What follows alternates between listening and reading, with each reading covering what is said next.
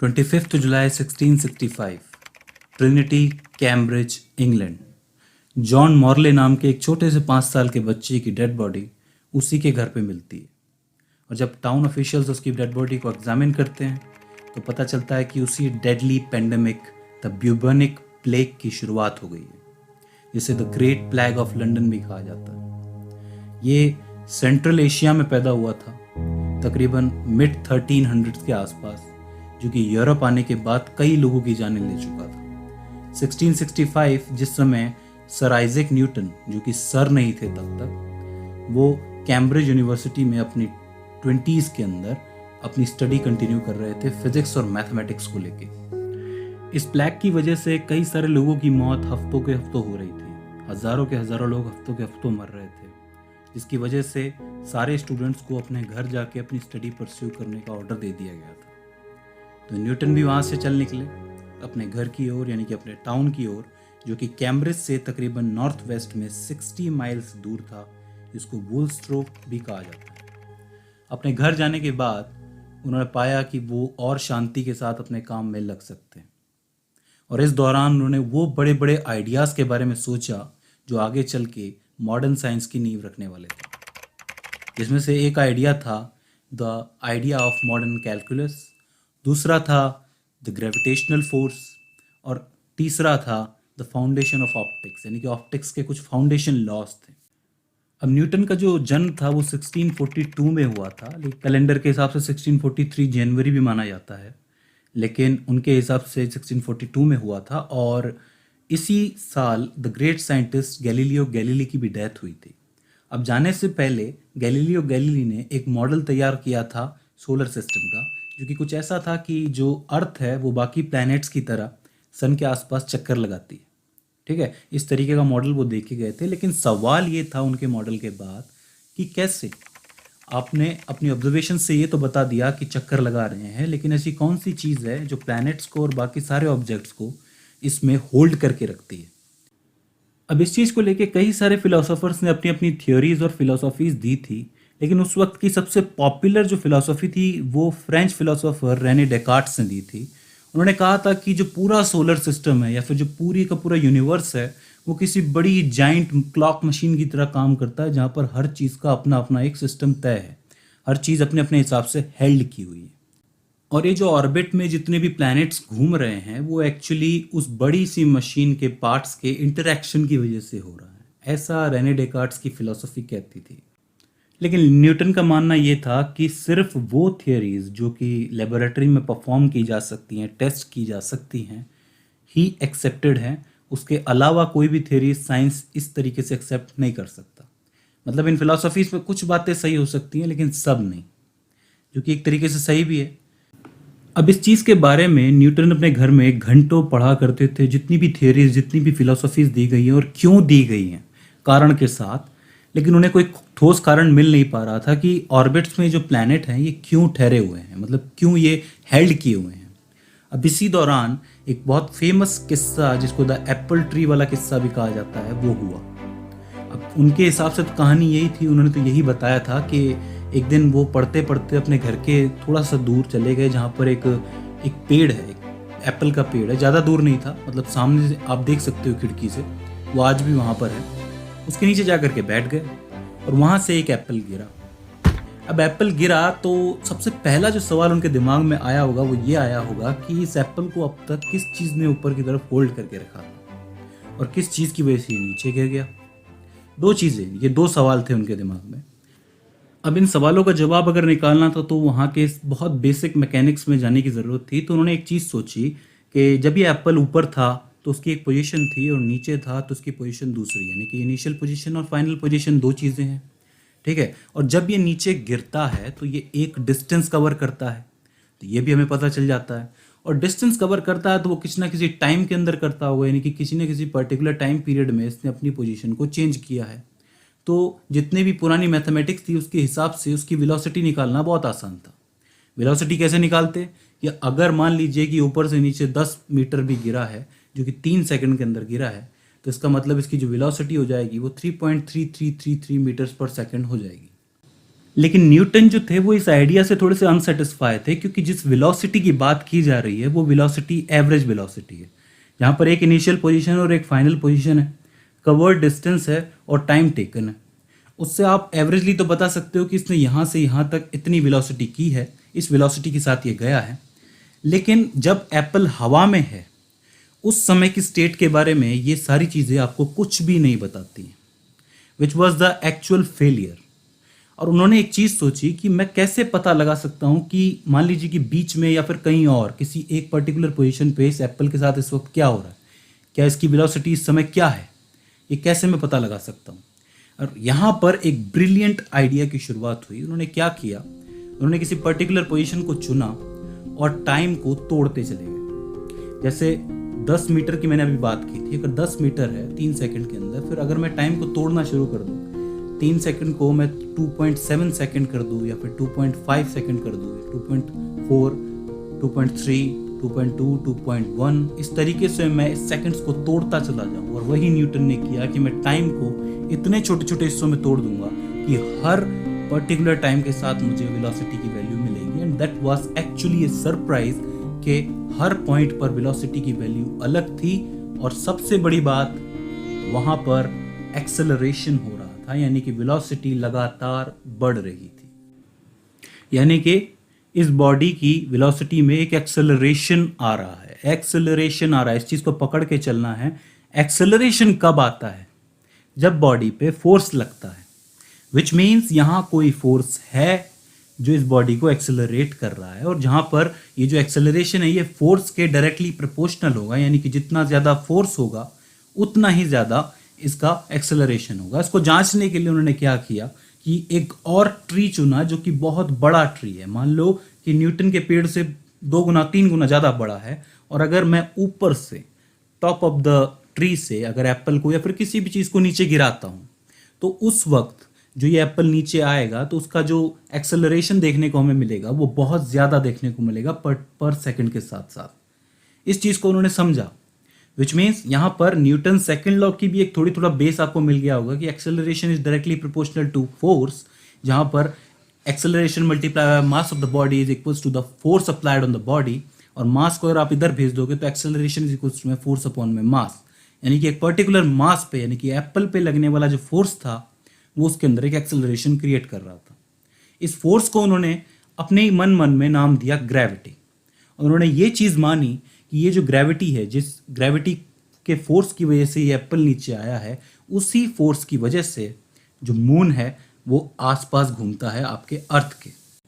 अब इस छोटी सी ऑब्जर्वेशन के अंदर जहाँ पर उन्होंने टाइम को इनफाइनेटली स्मॉल हिस्सों में तोड़ना शुरू किया, और उन्होंने ये चीज़ देखी कि जैसे जैसे मैं टाइम को तोड़ता जाता हूँ, छोटा करता जाता हूँ, तो मुझे पता चलता है कि ऑब्जेक्ट के अंदर क्या हो रहा है, उसकी पोजीशन, उसकी वेलोसिटी, उसकी एक्सेलरेशन में एक कंटिन्यूटली लगातार चेंज आ रहा है, which is the continuous change की स्टडी जिसको हम लोग कहते हैं। और इसको उन्होंने कैलकुलस का नाम दिया, which was the foundation of early calculus. ये बहुत सबसे पहली ये चीज़ सूर्य मैथमेटिक्स का काफ़ी इंपॉर्टेंट फिनोमेना है, जिसके अंदर बहुत सारी चीज़ें जैसे कि जितना भी आपकी पॉपुलेशन है वो सारी चीज़ें कवर की जाती हैं। ठीक है, तो इस तरीके से कैलकुलस की शुरुआत हुई। दूसरी इंपॉर्टेंट चीज़, आपने न्यूटन सेकंड लॉ को कहीं ना कहीं ऑब्जर्व करने की कोशिश की होगी, जहाँ पर ग्रेविटेशन का लॉ और न्यूटन सेकंड लॉ दोनों आपस में आपको मिलते हुए नजर आ रहे होंगे। या फिर यूँ कह लीजिए कि न्यूटन सेकंड लॉ से ग्रेविटेशनल के लॉ को, ग्रेविटी के लॉ को डिफाइन करने की कोशिश की गई। लेकिन अब ज़रूरी ये भी था कि इस फोर्स को डिफाइन किया जाए। लेकिन इस फोर्स को डिफाइन कैसे किया जाएगा कि दो जो ऑब्जेक्ट्स हैं वो एक दूसरे को अट्रैक्ट कर रहे हैं। ठीक है, तो उन्होंने क्या है कि एक सवाल आगे चल करके फेस किया, जो कि बड़ा इंपॉर्टेंट सवाल था, काफ़ी कुछ चेंज कर दिया था उस सवाल में। सवाल ये था कि वो कौन सी कर्व है जिसके अंदर ये जो प्लैनेट्स हैं वो ऑर्बिट करते हुए एक अट्रैक्शन फील करते हैं सन की तरफ।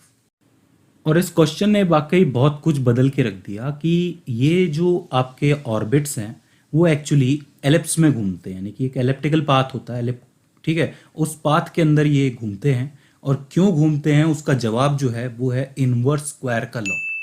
इनवर्स स्क्वायर का लॉ के हिसाब से अगर आप लोग देखने की कोशिश करेंगे कि अगर मान लीजिए कि आपका सन है और उस सन के आसपास एक एलिप्टिकल पाथ बना हुआ है, एलिप्स बना हुआ है, और उस पाथ के अंदर आपका जो ऑब्जेक्ट है यानी कि जो प्लैनेट है वो घूम रहा है, और जब वो सन के पास आता है तो उस वक्त वो पास आते ही एक अट्रैक्शन फोर्स महसूस करता है, जिसकी वजह से वो जल्दी जल्दी मोशन कर लेता है। लेकिन जैसे जैसे वो सन से दूर जाता है तब क्या होता है, उसका मोशन जो है वो धीमा पड़ने लगता है। क्यों? क्योंकि उनके बीच की जो डिस्टेंस है वो बढ़ जाती है। ये जवाब दिया था उन्होंने एक मैथमेटिकल टर्म के अंदर, मैथमेटिकल कैलकुलेशन के अंदर। यहाँ पर मैं आपको एक कंसेप्चुअल तरीके से समझाने की कोशिश करता हूँ कि उन्होंने ये कहा कि अगर आपके पास एक सन है और आपके पास एक प्लैनेट है, यानी कि दो ऑब्जेक्ट्स हैं, ठीक है, ये जो दो ऑब्जेक्ट्स हैं ये एक दूसरे के ऊपर फोर्स लगाएंगे। यानी कि ये जो पहला ऑब्जेक्ट है ये दूसरे वाले के ऊपर F1 फोर्स लगाएगा, और ये जो दूसरा ऑब्जेक्ट है ये पहले वाले के ऊपर F2 फोर्स लगाएगा। ठीक है, अब यहाँ पर नोट करने वाली चीज़, ये जो F1 फोर्स है ये किस पे डिपेंड करता है? ये इस M1 पे डिपेंड करेगा, यानी कि इस पहले वाले पे। तो F1 is directly proportional to M1। इसी तरीके से ये जो F2 फोर्स है, ये जो M2 लगा रहा है, ये किस पर डिपेंड करेगा? इस M2 के ऊपर, यानी कि F2 is directly proportional to M2। ठीक है, ये बात समझ में आती है। लेकिन यहाँ पर ध्यान देने वाली बात ये है कि ये जो आपका F1 है ये इस M2 पर भी डिपेंड करेगा। अगर ये M2 की जो वैल्यू है वो ज़्यादा हो जाए, मतलब ये बड़ा होता चला जाए, ये ऑब्जेक्ट बहुत बड़ा हो जाए, तब क्या होगा? ऑब्वियस सी बात है, इस F1 की वैल्यू भी बढ़ेगी कि नहीं बढ़ेगी? भाई अगर ये ऑब्जेक्ट बड़ा हो जाएगा तो इस F1 यानी कि ये जो फोर्स लग रहा है इसके ऊपर चेंज तो आएगा ही। ठीक है, तो इसका मतलब ये जो F1 है ये डायरेक्टली प्रोपोर्शनल होगा M2 के। सिमिलरली ये जो F2 है ये भी M1 पर डिपेंड करता है। कैसे डिपेंड करता है? अगर ये M1 बहुत अचानक से बड़ा हो जाए तो इस F2 पर इन्फ्लुएंस तो पड़ेगा ही। ठीक है, ये भी बढ़ जाएगा, तो इसका मतलब F2 is directly proportional to M1। तो उन्होंने क्या निकाला कंसेप्ट कि ये जो फोर्स F1 है जो कि M1 की वजह से लग रहा है वो डायरेक्टली प्रोपोर्शनल होगा M1 के भी, M2 के भी, और जो फोर्स F2 है वो भी डायरेक्टली प्रोपोर्शनल होगा M1 के भी, M2 के भी। ठीक है, तो इस तरीके से उन्होंने एक कॉन्सेप्ट निकाला कि F is directly proportional to M1 and M2, जिसको प्रोडक्ट ऑफ मास भी कहा जाता है। मैंने यहाँ पे प्रोडक्ट बताने की कोशिश नहीं की है, यहाँ पे मैं आपको कंसेप्ट बताने की कोशिश कर रहा हूँ कि एक फोर्स दूसरे पे लगाएगा, दूसरा पहले पे लगाएगा। ठीक है, उनके फोर्सेस मास M1 पे भी फॉलो करेंगे, मतलब डिपेंड करेंगे, इसी तरीके से M2 पर भी डिपेंड करेंगे। तो ये प्रोडक्ट ऑफ मासेस का जो है कॉन्सेप्ट निकल के आया। ठीक है, इसी तरीके से जो मैंने अभी आपको बताया इनवर्स स्क्वायर का लॉ, जैसे ही जो आपका प्लैनेट है सन के पास जाता है उसकी जो स्पीड है वो तेज हो जाती है, और जो आपका दूर जाता है तब उसकी स्पीड जो है वो लो हो जाती है। विच मीन्स जैसे ही डिस्टेंस बढ़ाओगे वैसे ही फोर्स जो है वो कमजोर होता चला जाएगा। तो F is inversely proportional to distance का स्क्वायर। तो यहाँ पर क्या हुआ कि F is directly proportional to M1 M2 upon में R स्क्वायर, जिसको उन्होंने परफेक्टली लिखने के लिए लिखा F इज इक्वल्स टू में G M1 M2 अपॉन में R स्क्वायर, जहाँ पर G जो था वो ग्रेविटेशनल कांस्टेंट था जो कि हर ऑब्जेक्ट्स के लिए बिल्कुल सेम लगेगा, जिसकी वैल्यू ऐसे निकाली जा सकती है कि अगर मैं मास 1 kg का ले लूँ, दूसरा मास 1 kg का ले लूँ, दोनों के बीच का डिस्टेंस 1 मीटर का कर देता हूँ, तो सब जगह 1 हो जाएगा, तो F इक्वल्स टू में G। ठीक है, तो यानी कि दो 1-1 kg के जो आपके मासेस है उनके बीच में लगने वाला जो फोर्स है वो उस ग्रेविटेशनल फोर्स के बराबर हो जाएगा। अब यहाँ पे मज़े की बात ये थी कि ये जो एलिप्स वाला जो इन्होंने कंसेप्ट दिया था ये चीज़ पहले केपलर ने भी बताई थी। केपलर ने भी अपने पहले लॉ में कहा है कि जो आपके प्लैनेट्स हैं वो सन के आसपास एक एलिप्स के अंदर घूमते हैं। लेकिन केपलर का ये बताना का जो वजह थी, एक्चुअली ये बताने की जो वजह थी वो कुछ और थी। वजह क्या थी? वजह थी एस्ट्रोनॉमिकल डाटा, जो डाटा टाइको ब्राहे और केपलर ने अपने टाइम पर ऑब्जर्व किया था मार्स को लेके। इस डाटा के हिसाब से अगर कोई प्लेनेट जैसे कि मार्स, स्पेशली मार्स के पीछे वो लगे हुए थे, अगर मार्स एक सर्कुलर ऑर्बिट के अंदर चक्कर काटता है तो उनका डाटा जो है वो मिसमैच कर जाएगा। यानी कि सर्कुलर ऑर्बिट के अंदर अगर चक्कर काट रहा है और उसका ऑर्बिट जो है वो अर्थ से बड़ा है, तो अगर मान लीजिए कि अर्थ जो है वो 365 डेज के अंदर चक्कर लगाती है तो मार्स को आना चाहिए मान लीजिए कि 450 डेज के अंदर, लेकिन ये आ कितने दिनों में रहा है? 687 डेज के अंदर। सो डाटा मिसमैच हो गया। तो उन्होंने कहा कि नहीं, सर्कुलर तो नहीं है ऑब्जेक्ट। तो डेज के हिसाब से उन्होंने क्या किया कि इसका डायग्राम बनाने की कोशिश की, और उन्हें ये पता चला कि एक्चुअली ये जो पाथ है वो एलिप्स है, ना कि सर्कुलर पाथ है। ठीक है, उनके बताने की वजह ये थी, और न्यूटन के बताने की वजह इनवर्स स्क्वायर का लॉ। एक और इंपॉर्टेंट चीज़ है, एक और इंपॉर्टेंट तरीके से आप लोग ये चीज़ समझ सकते हो कि अगर आपके पास दो ऑब्जेक्ट्स हैं, अगर एक ऑब्जेक्ट भारी है, बड़ा है दूसरे वाले से, तो इसका सेंटर ऑफ मास कहाँ होगा? इसका सेंटर ऑफ मास ऑब्वियस सी बात है इस बड़े वाले की तरफ होगा, यानी कि मैसिव वाले की तरफ, कुछ इस तरफ, ठीक है। और उसी के आसपास ये चक्कर काटेगा, क्योंकि ये जो सेंटर ऑफ मास है ये तो रहेगा स्टेशनरी, ठीक है। वही चीज़ यहाँ पर भी हो रही है कि जो सन है वो इतना हैवी है कि जो सेंटर ऑफ मास है पूरे सोलर सिस्टम का वो एक्चुअली सन के पास किसी पॉइंट पर है, मतलब बहुत नियर, कहीं पास आसपास में ही है। तो उसके चारों ओर सबके सब चक्कर काट रहे हैं। तो इस हिसाब से बनना तो एलिप्स ही चाहिए, जैसे कि हैमर के अंदर आपको देखने को मिलता है। जब हैमर घूमता है तो वो कुछ इस तरीके से घूमता है, क्योंकि उसका जो आपका सेंटर ऑफ मास होता है वो आगे वाले हिस्से की तरफ होता है, भारी वाले हिस्से की तरफ, ठीक है। तो आप दोनों साइंटिस्ट की स्ट्रेटेजी को समझने की कोशिश कीजिए। पहला साइंटिस्ट यानी कि जोहान्स केपलर ये कहते हैं कि डाटा की वजह से, मतलब ऑब्जर्वेशन जो हम लोगों ने इतने सालों तक मार्स की है, उसकी पोजीशंस की है, उससे हमें पता चलता है कि ये जो है इसके आसपास एलिप्स के अंदर घूम रहा है। वहीं न्यूटन कहते हैं कि ये सब कुछ ग्रेविटी के फोर्स की वजह से हो रहा है, और जैसे ही ये दूर जाता है, सेंटर ऑफ मास चूंकि अर्थ के पास है, सन के पास एक्चुअली, सॉरी, सन के पास है, तो जैसे ही अर्थ उससे दूर जाती है वो स्लोली चलने लगती है, पास आती है तो स्पीड से चलने लगती है। लेकिन दोनों के अंदर एक बहुत ही इंपॉर्टेंट की कंसेप्ट छुपा हुआ है, अगर आप लोगों ने ध्यान में दिया हो तो। वो कंसेप्ट था मास। सारा खेल ही मास का है। जिस ऑब्जेक्ट में मास ज़्यादा है उसी के आसपास जो आपका ऑब्जेक्ट है, दूसरा ऑब्जेक्ट है, वो मोशन करता है।